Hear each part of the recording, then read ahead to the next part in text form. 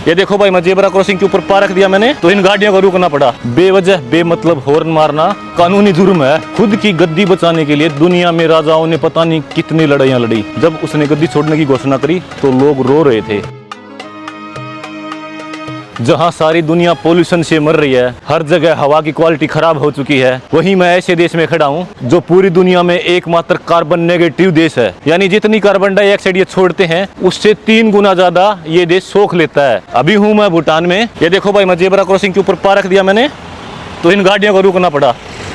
ये अच्छा रूल है, अच्छी बात है भाई, काफी अच्छी चीजें हैं। आपको अभी मैं बताता हूँ इस वीडियो में कि भूटान कैसा देश है। हर देश में जहाँ लोग जीडीपी नापते हैं, इस देश में जीडीएच नापा जाता है भाई, मतलब ग्रोस नेशनल हैप्पीनेस, कि यहाँ के लोग कितने हैप्पी हैं, कितने खुशहाल हैं। पूरे देश में आपको एक भी ट्रैफिक लाइट नहीं मिलेगी। एक बार इन लोगों ने थिम्पू में लगाई थी तो लोगों ने शिकायत की ये काफी रोबोटिक सा लगता है। तब से दुनिया का एकमात्र ऐसा देश बन गया जिसमें कोई ट्रैफिक लाइट ही नहीं है। मतलब यहाँ लोगों की मानी जाती है, लोगों की सुनी जाती है। चारों तरफ आपको गाड़ियां दिखाई देगी पर आपको हॉर्न नहीं सुनेगा भाई। ये देखो काफी गाड़ियां जा रही हैं पर हॉर्न की बात सुनी आपने?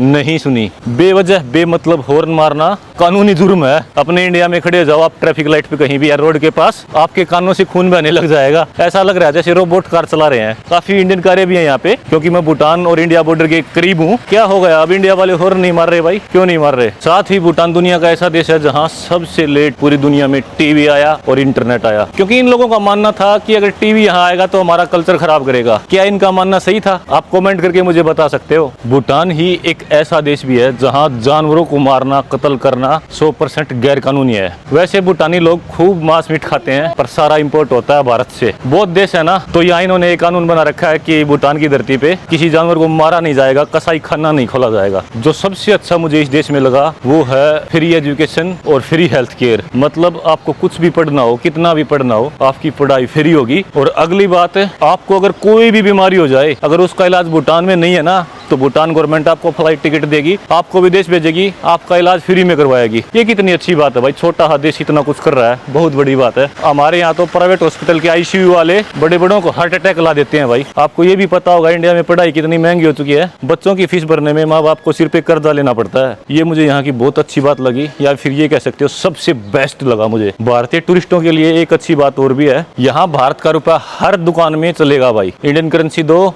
और मौज करो। भारत के रुपए की और भूटान के रुपए की वैल्यू फिक्स्ड है। एक भूटानी रुपया is equal to 1 Indian rupee. फिलहाल हूँ मैं भूटान के शहर फुनसोलिंग में। अगर आप यहाँ घूमने आओगे तो आपको 24 घंटे तक यहाँ रह सकते हो, कुछ नहीं देना पड़ेगा। अगर आप 24 घंटे से ज्यादा रहते हो या फिर कहीं भूटान में आगे घूमने जाओगे, पारो या थिम्पू, तो आपको 1200 रुपए डेवलपमेंट फी देनी पड़ेगी। इंडियन के लिए तो फिर भी थोड़ा ठीक है भाई। अगर आप फॉरेन कंट्री से हो, कहीं और से हो, तो हर रोज आपको $100 देने पड़ेंगे डेवलपमेंट फी के नाम पे। टूर गाइड मैंडेटरी है, चाहे आप इंडियन हो या फिर विदेशी। पहले 24 घंटे के दौरान अगर आप अकेले इस सिटी में घूमते हो तो आपको ना तो टूर गाइड जरूरी है और ना ही डेवलपमेंट फी देनी पड़ेगी। ये सही है यार।